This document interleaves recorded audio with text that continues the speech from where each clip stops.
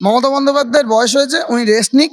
অভিষেক বন্দ্যোপাধ্যায় আর সুযোগ পাবেন না। বাংলা বাংলার মেয়েকেই চায়, বাংলা বাংলার মেয়েদের সুরক্ষাই চায়, আর বাংলার মেয়েদের সুরক্ষার জন্য ঘুগনি কন্যাকে তারা তাড়াবেই তাড়াবে। এই ভাতা ছাড়া সঠিকভাবে যুব সমাজের উন্নতির স্বার্থে যাতে যুব সমাজ চাকরির দিকে চাকরি বাকরি পায় বা ব্যবসা স্টার্ট আপ শুরু করতে পারে, যেগুলো বেসিক নিড থাকে একজন যুব সমাজের প্রতিনিধি হিসেবে আমার এটাই বক্তব্য থাকবে যে যুব সমাজের বেসিক নিডসগুলো হচ্ছে যে স্টার্ট আপ দেওয়া।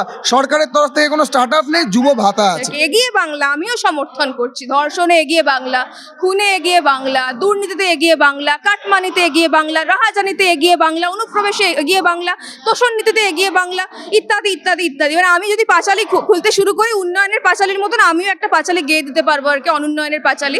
যাই হোক, তো এগিয়ে বাংলা আমিও বলছি এগিয়ে বাংলা, কিন্তু আর এগোতে হবে না। আপনি এবার বিজেপির হাতে ব্যাটনটা ছেড়ে দিন, অনেক হয়ে গিয়েছে, এবার আপনি বিশ্রাম করুন। তিহার জেলে যাওয়ার থেকে আপনার কালীঘাটের বাড়িতে টালির চালায় বসে এসি ঘরে ফ্যান চালিয়ে আরাম করা অনেক বেটার বলে আমি মনে করি। সব মিলিয়ে ছন্দ করে মমতা বন্দ্যোপাধ্যায় অনেক আম্বা ডাম্বা ডাম্বা এসব বিভিন্ন কিছু লিখে থাকে। এরকম মিলিয়ে একটা ছন্দ করে দিলেই তো মানুষকে ভুল বোঝানো যাবে না। কিসের হামলা? 21-এর পর বিজেপি যখন ক্ষমতায় আসতে পারেনি, পশ্চিমবঙ্গের মানুষই তো ভোট দিয়ে তাকে বিরোধিতার আসনে বসিয়েছিল বিজেপিকে। সেই বিজেপির কত কর্মীকে মারা যেতে হয়েছে, কত কর্মীকে ঘর ছাড়া থাকতে হয়েছে, কতজন কর্মীর ব্যবসা নষ্ট করে দেওয়া হয়েছে, কতজন কর্মীর পেটে লাথি মারা হয়েছে, সেই হিসেবটা যদি দেখা হয় না, তাহলে বুঝে যাবে কে হামলা করেছিল। যারা হামলা করেছে তারাই বলছে বাংলা নেবে। এটা তো হতে পারে না। বাংলা আর বাঙালি এবং বাংলাদেশি সমস্ত মিলিয়ে মিশিয়ে একটা জগা খিচুড়ি তৈরি করে দিয়ে মানুষকে ভুল বোঝাতে চাইছে। বাঙালি আজকে বুঝে নিয়েছে, বিশ্বাস করে নিয়েছে যে এই তৃণমূলকে সরাতেই হবে, নাহলে তাদের ভবিষ্যৎ অন্ধকার হয়ে যাবে। তার জন্যে আজকে আমিও যে ভারতীয় জনতা পার্টির হয়ে কথা বলছি, কারণ এই মঞ্চটা আমাকে শিক্ষা দিয়েছে যে এইখানে থাকলে তবেই বিরোধিতা করা সম্ভব। বাংলায় তো প্রথম কথা কর্মসংস্থান সোনার পাথর বাটি। যেখানে চাকরি নেই, কাজবাজ নেই, সেখানে আবার কর্মসংস্থান সেখানে কি আছে? এবার প্রশ্নটা যেটা হচ্ছে এইখান থেকে, মানে আপনি যেখানে যেখানে অনুপ্রবেশকারী ধরা পড়ছে বা যেখানে যেখানে আপনি দেখতে পাচ্ছেন ধরা পড়ছে সমস্ত ইনফিল্ট্রেটার বা জঙ্গি টঙ্গি ধরা পড়ছে, বিভিন্ন মডিউলে জঙ্গি, সবার কাছে অদ্ভুতভাবে পশ্চিমবঙ্গের আধার কার্ড, পশ্চিমবঙ্গের ভোটার কার্ড রয়েছে। তার কারণ অন্যান্য সমস্ত জায়গা বন্ধ হয়ে যাওয়ার পর এই একটা মাত্র সীমান্ত দিয়ে অনুপ্রবেশকারীরা ঢুকছে। মুখ্যমন্ত্রী মমতা বন্দ্যোপাধ্যায়কে মাথা তালুরে বসিয়ে রেখেছেন। তাদেরকে বাঁচানোর জন্য তিনি এসআইআর এর চক্করে তিনি চলে যাচ্ছেন সুপ্রিম কোর্টে। অথচ আনন্দপুরে যখন 22 জন মারা গেলেন বাঙালি, হিন্দু, এই রাজ্যের বাসিন্দা, তারা কোনো বহিরাগত ছিলেন না, মনে রাখতে হবে আমাদের। তাদের জন্য মুখ্যমন্ত্রী মমতা বন্দ্যোপাধ্যায় একবার সেখানে যেতে পারেননি। যখন 26,000 শিক্ষকরা যখন রাস্তায় বসেছিলেন, যখন ডিএ প্রার্থীরা রাস্তায় বসেছিলেন, মুখ্যমন্ত্রী মমতা বন্দ্যোপাধ্যায় যাওয়ার সময় হয়নি। কাজেই বোঝা যায় এই সরকার কাদের সরকার। যে মমতা বন্দ্যোপাধ্যায় বিরোধী দলে থাকাকালীন স্পিকারের মুখে কাগজ ছুঁড়ে মেরেছিলেন এবং বলেছিলেন যে এই হচ্ছে অনুপ্রবেশকারীদের তালিকা, আপনাদেরকে বের করুন, ডিপোর্ট করুন এবং ন্যাশনাল আইডেন্টি কার্ড খুব দরকার। সেই মমতা বন্দ্যোপাধ্যায় যখন এই রাজ্যে ক্ষমতায় এলেন, তখন কোন জাদু মন্ত্র বলে অনুপ্রবেশকারীরা ভারতীয় হয়ে গেলেন এর কোনো তথ্য নেই। আজকে বলুন না, লাভলি খাতুন, সে বাংলাদেশের একজন বাসিন্দা, তিনি পশ্চিমবঙ্গে নির্বাচনে লড়ছেন, তিনি দাঁড়িয়ে যাচ্ছেন, তিনি জিতেও যাচ্ছেন। কিভাবে সম্ভব হয়? সর্ষের মধ্যেই ভূত রয়েছে। তৃণমূলের অধিকাংশ জনের মদত এবং মুখ্যমন্ত্রী মমতা বন্দ্যোপাধ্যায়ের অনুপ্রেরণাতে এই অনুপ্রবেশ ঘটছে। তবে খুব শিগগিরই এটা বন্ধ হবে। ডেডলাইন বেঁধে দিয়েছেন কেন্দ্রীয় স্বরাষ্ট্রমন্ত্রী 6 মে, মানে হিন্দিতে একটা কথা খুব, 6 মে দিদি গেই, তো 6 মে সমস্ত কিছুই তালা পড়বে। এবার মা কাঁদছে, চোখের জল ফেলছে। চলে যান পানিহাটিতে, দেখতে পাবেন যে ধর্ষিতা হয়েছিলেন ডাক্তার, তার মা যখন প্রচারে বেরিয়েছে, বাড়ির মহিলারা বেরিয়ে কাঁদছে এই মায়ের চোখের জল। আর মাটি, আজকে মাটি রক্তে লাল হয়ে উঠেছে। আপনি কতজন মারা গেছে শুধু বিজেপি করার অপরাধে। এছাড়া তৃণমূলকে তো মেরেই চলেছে, তৃণমূলই তৃণমূলকে মারছে, বিজেপিকে তো মেরেইছে, তৃণমূলকেও মারছে। মা, মাটি আর মানুষ আজকে দুর্বিষহ জীবন কাটাচ্ছে এই পশ্চিমবঙ্গের বুকে। কারণ এখানে চাকরি নেই। বৃদ্ধাশ্রমের সংখ্যা 2011-এর পর থেকে আজকে অবধি কতটা বৃদ্ধি পেয়েছে সেটা পরিসংখ্যান দেখলে বোঝা যায়। কারণ এইখানকার যারা চাকরি করার কথা ছিল সেই যুব সমাজ চলে যাচ্ছে বাইরে, আর তাদের মা বাবার একটি মাত্র সন্তান বাইরে চলে গেলে এখানে বৃদ্ধাশ্রমে হচ্ছে তাদের ঠাঁই। তাই বৃদ্ধাশ্রমে যদি বুড়ো বয়সে যেতে না হয়, যুব সমাজকে যদি এখানে চাকরি পেতে হয়, যদি মহিলাদের সুরক্ষার প্রয়োজন প্রয়োজন হয়, যদি কৃষকদের ন্যায্য মূল্যের প্রয়োজন হয়, আজকে আলু চাষিদের অবস্থা দেখুন, আলুর দাম পাওয়া যাচ্ছে না, 1 টাকা পার কেজিও পাচ্ছে না তারা। আজকে তারা অনেকে আলু চাষিরা আত্মহত্যা করার দিকে এগিয়ে চলেছে। তো সেই জায়গাগুলো যদি আমরা ভুলে যাই, শুধু নিজের সুবিধাটুকু ভাবি আর ভাতাটুকু পেয়ে আমি যদি খুশি থাকি, তাহলে এই পশ্চিমবঙ্গ বাঁচবে না আগামী দিনে। বাংলাদেশের মতো অবস্থায় পশ্চিমবঙ্গের প্রায় হয়ে গেছে। এরপর যদি আপনারা ব্যবস্থা না নেন, ভারতীয় জনতা পার্টির সরকারকে আপনারা যদি সমর্থন না দেন, আপনাকে আমাকে সবাইকে এই বিপদের সম্মুখীন হতে হবে। পশ্চিমবঙ্গ থেকে 7,500-এর উপর কারখানা মানে বড় ইন্ডাস্ট্রি চলে গিয়েছে, তাদের মধ্যে বহু কোম্পানি লিস্টেড কোম্পানি ছিল। তো এই মুহূর্তে পশ্চিমবঙ্গকে আমাদের ঘুগনি কন্যা দরকার নেই, না আমাদের এই মুহূর্তে অগ্নিকন্যা দরকার আছে, না আমাদের ঘুগনি কন্যা দরকার আছে।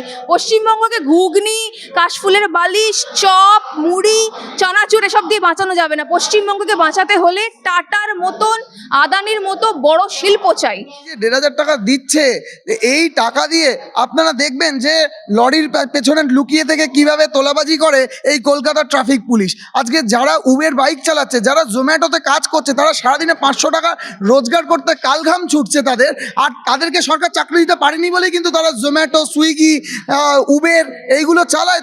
তারা সেইটুকু করে খায়, সেখান থেকেও কাটমানি খাচ্ছে, সেখানেও সাইড করে তাদের থেকে ঘুষ নেওয়া হচ্ছে, ক্যামেরা অফ করে দিয়ে, বুকের সামনে ক্যামেরা লাগানো, সেটা অফ করে দিয়ে তাদের সেই টাকা নিয়ে নেওয়া হচ্ছে। তো আজকে যে ছেলেগুলোর চাকরি দিতে পারছে না, যে ছেলেগুলোর কিছু দিতে পারছে না, যে ছেলেগুলোর বাইকে তেল ভরার জন্য সামান্য পয়সা জোগাড় করতে পারছে না, এই 1,500 টাকাটা ভোটের মুখে দিয়ে তাদের সত্যি নেশা করার ব্যবস্থা করে দিচ্ছে। কারণ নেশা করার মানসিকতা কখন তৈরি হয়? যখন চারিদিক থেকে বিভিন্নভাবে একটা ছেলের সব কিছু কেড়ে নেওয়া হয়, স্বপ্ন চলে যায়, তারা সংসার গড়ার দিকে পদক্ষেপ নেওয়ার ক্ষেত্রে তারা নিতে পারে না, কারণ তাদের চাকরি নেই।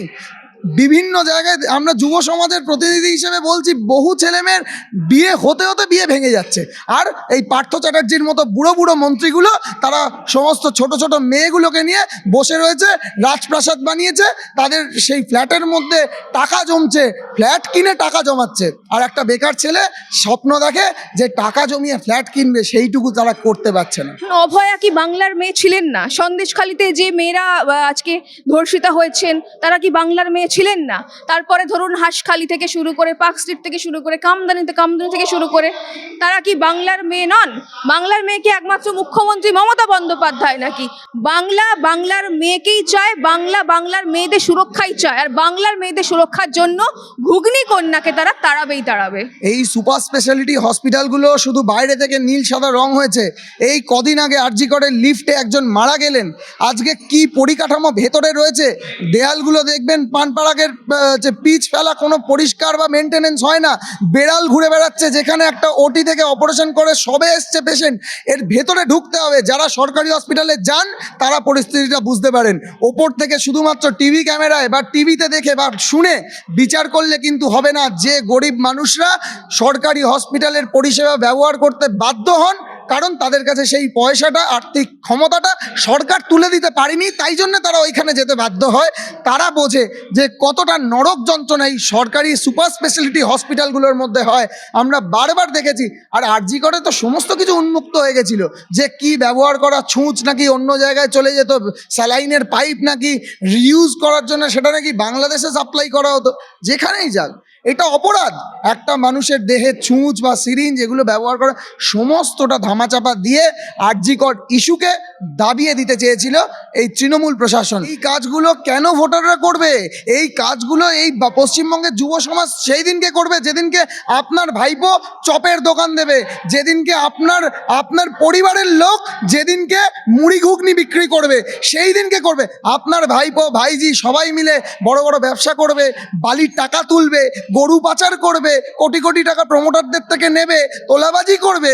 আর আমাদের যে ছেলেরা খেটে খাওয়া শিক্ষিত সমাজ যারা পড়াশোনা করছে, তাদের ভিত্তিতে, শিক্ষার ভিত্তিতে কেন তারা রোজগার পাবে না, সেই উত্তর দিতে হবে।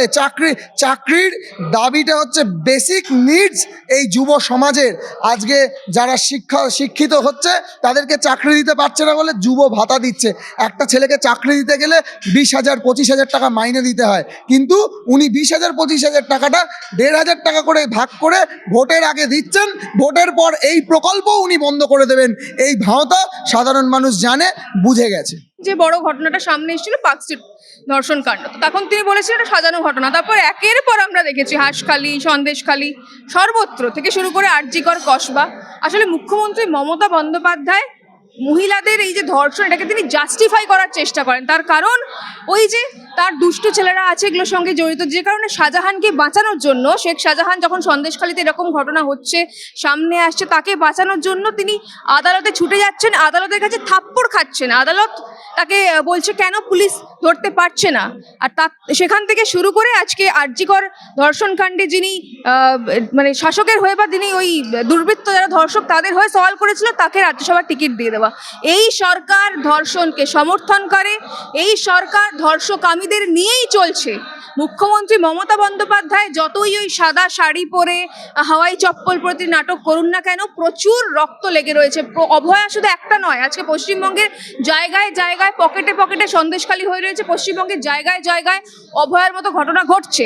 পশ্চিমবঙ্গ নারী সুরক্ষায় নাকি এনসিআরবি রিপোর্টে বারবার সামনে আসছে, যে বাচ্চার জন্ম হয়েছে যদি সেই বাচ্চা রেজিস্টার্ড না হয় তাহলে সেই বাচ্চার জন্মই হয়নি।